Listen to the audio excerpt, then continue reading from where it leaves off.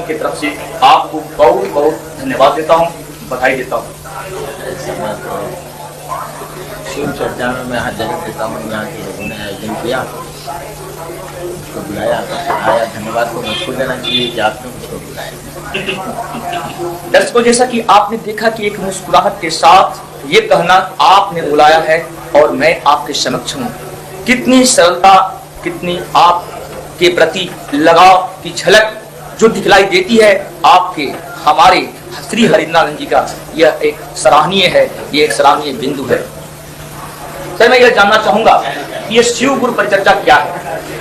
शिव गुरु परिचर्चा शिव गुरु से व्यक्ति का शिष्य के रूप में जुड़ा हुआ। शिव गुरु परिचर्चा का अर्थ हुआ कि शिव के गुरु स्वरूप से एक एक आदमी का, एक एक जन का जुड़ाव गुरु शिष्य के संबंध में, और इस बात को लोगों को सुनाया और समझाया जाए, इसी के लिए यह शिव गुरु महोत्सव है या शिव गुरु चर्चा। अन्य अध्यात्म और ये शिव गुरु के अध्यात्म में क्या अंतर है? देखिए, जहाँ तक अन्य आध्यात्म तो एक ही चीज है, और नहीं, बहुत से उपासक अलग अलग देवी के, कोई उपासक है, कोई बजरंग बली का उपासक है, कोई अन्य देवता का उपासक है, लेकिन ये अन्य देवता में और ये जो आप शिव गुरु परिचर्चा की बात करते हैं, दोनों में क्या अंतर है? उपासक और शिष्य में तो अंतर होगा। आपने कहा कि अन्य देवताओं के उपासक, हम कह रहे हैं शिव के शिष्य। उपासक और शिष्य में अंतर होता है। शिष्य ज्ञान लेता है गुरु से, शिव भी गुरु हैं और वो आदि गुरु हैं, जगत गुरु हैं, पहले से लोगों को ये बात मालूम है। तो गुरु से जब आप जुड़ेंगे तो वो आपको आध्यात्म का ज्ञान देंगे। अध्यात्म कहते हैं आत्मा के विज्ञान को, ऊर्जा के विज्ञान को, जिससे हम आप हैं, प्राणी जगत है, यह विज्ञान क्या है, गुरु इसका ज्ञान देते हैं। और देवताओं से जुड़ाव तो अलग स्थिति है। ज्ञान होगा तो देवताओं की परख आपको हो सकती है। अन्य जिसे देवताओं का आपने नाम लिया, तो शिव के शिष्य किसी विशेष देवता से जुड़े हुए उपासक नहीं, वो शिव को अपना गुरु मानते हैं और शिव गुरु से वो ज्ञान लेने की कामना से इस जुड़ाव को बढ़ाते हैं, शिव गुरु से जुड़ाव को बढ़ाते हैं। जहाँ तक देवताओं के प्रति आदर सम्मान का सवाल है, हम किसी स्कूल में पढ़ते हैं तो माता पिता का सम्मान करते हैं, लोगों का, परिजनों का सम्मान करते हैं, तो शिव के से सम्मान सबका करते हैं, समादर सबका करते हैं, लेकिन जुड़ाव वो गुरु से करते हैं, शिव के गुरु स्वरूप से करते हैं। किसी विशेष देवता से हमारा कोई उपास्य और उपासक का संबंध नहीं है, यहाँ तक कि शिव से भी उनसे गुरु का है। बहुत खूब आपने बताया हमारे दर्शकों को। ये मैं जानना चाहूंगा कि आत्मा क्या है? देखिए, आत्मा शब्द का जो अर्थ होता है, आत्मा का अर्थ होता है परमात्मा। वह परमात्मा जब जीव की स्थिति में आता है, जीव भाव की स्थिति में आता है, तो आप कहते हैं जीवात्मा, जीव की आत्मा। आत्मा शब्द का, जैसे आत्मा शब्द का प्रयोग करिएगा, उसका एक ही अर्थ होता है परमात्मा। आप कहना चाहते हैं आत्मा में अगर आदमी के भीतर आई हुई आत्मा, तो उसके लिए सही शब्द होना चाहिए जीव आत्मा या मनुष्य आत्मा। आत्मा तो यानी परमात्मा, और इसीलिए कहा जाता है आप में और उस परमात्मा में कोई अंतर नहीं है, वही परमात्मा आपके रूप में आया, लेकिन आपके रूप में आने के चलते वह जीव भाव में आ गया है, इसलिए आप कहते हैं ये जीव आत्मा। आत्मा का मानी परमात्मा, आत्मा शब्द का ही अर्थ होता है, उसकी परिभाषा, उसकी व्याख्या ही है परमात्मा। बहुत खूब आपने कहा, और हमारे दर्शक भी आपकी बातों से काफी प्रसन्न हुए होंगे, और उनके मन में जो कुछ भी प्रश्न होगी निश्चित ही दूर हुआ होगा। लेकिन कुछ प्रश्न और हैं जो हमारे दर्शक, आपके भूतवासी, आपके जानने वाले, आपके प्यारे, बहुत कुछ जानकारी आपसे लेना चाहेंगे। शिव के गुरुत्व की बात आज वेदों में, ग्रंथों में भरे पाए जाते हैं, तो फिर विशेषकर शिव गुरु है पर दबाव देकर कहने की बात कहां तक उचित है? देखिए, आपके प्रश्न पे मैं नहीं कुछ कहना चाहूंगा, इसलिए कि वेदों में शिव गुरु है ऐसा नहीं, लेकिन उसके बाद लोग कहते हैं, वैसे ग्रंथों में भी लिखा है, तुम त्रिभुवन गुरु वेद बखाना, पंक्ति आई है, लोग जानते हैं इसको। वैसे वेदों में कुछ नहीं, 4 वेदों में ऐसा नहीं है कि शिव त्रिभुवन के गुरु हैं, ऐसा वेदों में कहीं शब्द रूप से नहीं है, शाब्दिक मान्यता होगी। उसके पहले भी थी, वेद के पहले तो थी ही सिंधु सभ्यता में। दूसरा सवाल खंड है आपका, वो क्या है कि गुरु, शिव गुरु आज ग्रंथों में भरे पाए जाते हैं, तो फिर विशेषकर शिव गुरु है पर दबाव। अच्छा, देखिए ये बात तो सदियों से, हजार वर्षों से कही जा रही है किशोर जी, कही जा रही है, किताबों में है, शास्त्रों में है, साधु बोलते हैं, हमारे बुजुर्ग भी बोलते जी, सब लोग बोलते हैं शिव गुरु। भैया आप बोलते हैं कि शिव गुरु है, तो मानते क्यों नहीं? अजीब स्थिति, अजीब विडंबना है आपकी। आप कहे जा रहे हैं कि मेरे बाबा से बड़ा कोई गुरु नहीं है। शिव को बाबा कहा जाता है चंदा मामा सबके भोले बाबा जी, शिव जगत के बाबा। क्या विडंबना आपकी है कि आप कह रहे हैं कि मेरे बाबा जगत के गुरु हैं, मेरे शिव संसार के गुरु हैं, विश्व गुरु हैं, महागुरु हैं, और आज नहीं आप सदियों से इस बात को बोल रहे हैं, लेकिन उस गुरु का शिष्य हम ढूंढने जाते हैं, भी नहीं। आप बोलते हैं कि शिव गुरु है, लेकिन जरा शिष्य ढूंढ के दिखलाइए कि शिव का कोई शिष्य अपने को कहता है क्या?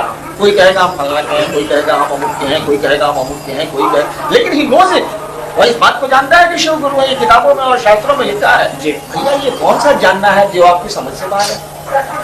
आप जानते हैं, आप सुनते हैं, आपको ये पता है कि शिव गुरु है, लेकिन मानते क्यों नहीं आप? अगर मानेंगे तो परिणाम उतरेगा। आपको मालूम है कि सबसे बढ़िया विद्यालय है ये, और आप पढ़ते ही नहीं और बच्चे को भेजते ही नहीं, परिणाम का। हाँ, और आपको कहा जा रहा है कि बढ़िया बढ़िया, आप जानते भी हैं कि बढ़िया स्कूल है, लोग कह भी रहे हैं कि बहुत बढ़िया स्कूल है, बहुत सुंदर विद्यालय, इससे सुंदर विद्यालय इलाके में नहीं है, और आपको कहा जा रहा है तो बच्चे को भेजिए ना। आप कहते हैं मालूम है बढ़िया स्कूल है, भेज के क्या करें? तो परिणाम क्या है? बिल्कुल ठीक उसी तरह से शिव गुरु ये बात आप कह रहे हैं, जान रहे हैं, आपको खबर है, ये तो मानते क्यों नहीं? मान के देखो, रिजल्ट होगा तो आ जाएगा, नहीं होगा छोड़ देना। शिव को गुरु मानने में तुम्हारा कुछ खर्च तो होता नहीं, तुम्हारे कुछ पैसे तो लगते नहीं, तो आप जानते हैं उसको करते नहीं। इसीलिए हम लोगों ने कहा कि आपको खबर है, आपको सूचना है, समझते क्यों नहीं? समझ जाएंगे तो आप शिष्य हो जाएंगे। और अगर वो गुरु होंगे और सही में गुरु होंगे, और साधुओं और शास्त्रों ने सही में कहा है कि शिव गुरु हैं, दर्शकों जो आपके मन में था कि शिव गुरुत्व की बात ग्रंथों में मिलती है, उसके बाद भी शिव पर विशेषकर दबाव, शिव गुरु पर विशेषकर दबाव क्यों दी जाती है, क्या कारण है? आप अपने श्री हरिनारायण की बातों से निश्चित ही आप संतुष्ट हुए होंगे, और उम्मीद करता हूं कि आज से आप भी अपने को शिव शिष्य जरूर मानेंगे, अपनाएंगे। मैं यह जानना चाहूंगा सर जी, हमारे यहाँ संप्रदायवाद नहीं है। जिस तरह से सारी नदियां सागर में मिलती है, उसी प्रकार संपूर्ण देवार्चन विष्णु को प्राप्त होता है। तो फिर बहुदेव पूजा की पद्धति की वैज्ञानिकता शिव के निकट लाने का प्रयास, कहीं यह बताने का प्रयास तो नहीं किया जा रही है कि शिव अर्थात कल्याण भाव से दूर है? देखिए, मैंने आपको शुरू में कहा कि हम लोग शिव को गुरु मानने की बात कर रहे हैं जी। बहुवाद या मोनोथीइज्म, एक ईश्वरवाद की बात हम लोग नहीं जानते हैं। हम लोग कह रहे हैं कि शिव को गुरु मानिए, वो गुरु हैं, आपको ज्ञान देंगे तो बात समझ में आ जाएगी कि ये सारे विकास एक ही परमात्मा के हैं, सारा एक्सपोजिशन, सारा प्रगतिकरण है। जहाँ तक संप्रदायवाद का सवाल है, गुरु शिष्य की परंपरा में धर्म और संप्रदायवाद कहाँ आता है? आपको समझाइए। आपने भी विद्यालय में पढ़े होंगे, कई धर्म और समुदाय के लोग हम लोगों के शिक्षक रहे हैं और हम लोगों के सहपाठी रहे हैं। वहाँ स्कूल में तो कहीं संप्रदायवाद और इसका प्रचलन नहीं है, न ये बात लागू होती है। तो शिव गुरु और शिष्य के बीच में कहीं संप्रदायवाद का कोई जगह नहीं है।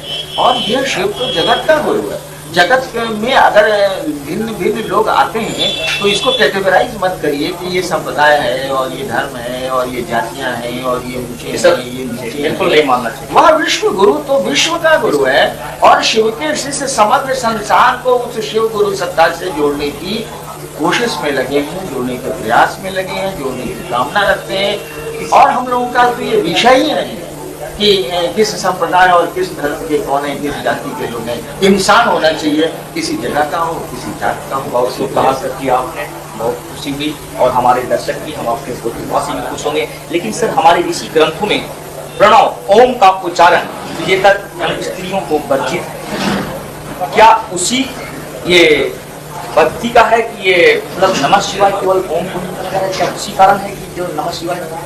देखिए, बड़ा अच्छा है कि अच्छी चीजों को आप कुछ लोगों के लिए छोड़ देते हैं, कुछ लोगों को भी मत करते हैं। ये कोई तरीका नहीं। अगर कोई अच्छी चीज आई है तो समग्र संसार को मिलनी चाहिए। अगर कैंसर की दवा आपको नहीं है तो विभेद क्या, सबको बंटवारा क्या, सबको मिलनी चाहिए। सूरज अपनी किरणों का बंटवारा नहीं करता है, बादल नहीं करते हैं, चांद नहीं करता है, हवा नहीं करती है। हम लोगों को भी अगर कोई अच्छी चीज़ मिलती है तो हम लोगों को जगह जमीन और टुकड़े टुकड़े में उसको नहीं बांटना चाहिए। हवाएं कहाँ बांट रही हैं, सूरज कहाँ बांट रहा है, उस परमात्मा की चीज़ें तो कोई बंटवारा नहीं करती है। पेड़ फलों का बंटवारा कहाँ करते हैं, दो चार नदियाँ कहाँ बंटवारा करते हैं। दो प्रश्न और अपने भोजपुरवासियों के लिए आपसे। आपके प्रचार प्रपत्रों पर सर्वधर्म प्रतीक चिन्ह दर्शाया गया है, दर्शाया जाता है। सारे प्रतीक और उसमें जन के समय, आम जनों के समय केवल एक ही प्रतीक चिन्ह पर सीमित कर रह जाते हैं। जैसे कि उस पर मंदिर का भी प्रतीक चिन्ह है, मस्जिद का भी प्रतीक चिन्ह है, गुरुद्वारा का भी है। देखिए, कोई बात कही जाती है तो परिवेश को ख्याल रखा जाता है, परिवेश का ख्याल रखा जाता है। देखिए, ये बातें कहने की जरूरत नहीं है कि हम लोग सर्वधर्म का प्रतीक लगाते हैं। परिवेश ऐसा है कि अभी लगाया हुआ है, लेकिन जैसे जैसे लोग शिव शिष्यों को जानेंगे वो ये भी जानेंगे कि इनका कोई धर्म नहीं है, इनकी कोई जाति नहीं है, इनका कोई संप्रदाय नहीं है, विश्व इनका धर्म है, विश्व इनकी जगह है, सारे लोग एक ही हैं। वो आप शिव शिष्यों को कैटेगराइज नहीं करने किसी धर्म में, इसलिए ऐसा किया। भोजपुरवासियों के लिए क्या संदेश होगा आपका? मैं तो हमेशा कामना करूँगा कि ये क्षेत्र, ये पूरा का पूरा क्षेत्र, मैं भी भोजपुर का ही रहने वाला हूँ, यानी भोजपुरी इलाके का हूँ, सीमांत का रहने वाला हूँ। वैसे उससे क्या अंतर आता है, मैं कामना करूँगा कि सारे लोग शिवमय हों, सुखमय हों, सारे लोगों का जुड़ाव उस शिव सत्ता से हो जो मेरे बाबा है। दर्शकों, जैसा कि आपने अपने श्री हरिंद्रानंद जी के बात को गहरा से, दिल से और ध्यान से सुना होगा, उम्मीद करता हूँ जरूर आप अमल करेंगे और आपके दिल में जो भावना थी, जो बातें थी, वो आज दूर हो गई होगी। और एक निवेदन के साथ, एक अनुरोध के साथ, हमारे भोजपुरवासी, हमारे दर्शक जब कभी भी आपसे जानकारी लेना चाहेंगे, आपकी बात सुनना चाहेंगे, आप अवश्य भोजपुरवासियों को समय देंगे, अपना दर्शन देंगे और भोजपुर के विकास के लिए हमेशा तत्पर रहेंगे। या भोजपुर क्यों, मैं एक व्यक्ति को शिवोन्मुख करना चाहता हूँ, शिव से जोड़ना चाहता हूँ, उसके शिव होने, उसके सुखी होने, उसके आनंदित होने की कामना करता हूँ। और मैंने शिव को गुरु माना था 1974 में, इसी भोजपुर के गांधी मैदान में, और इसलिए इस जगह से थोड़ा बहुत अधिक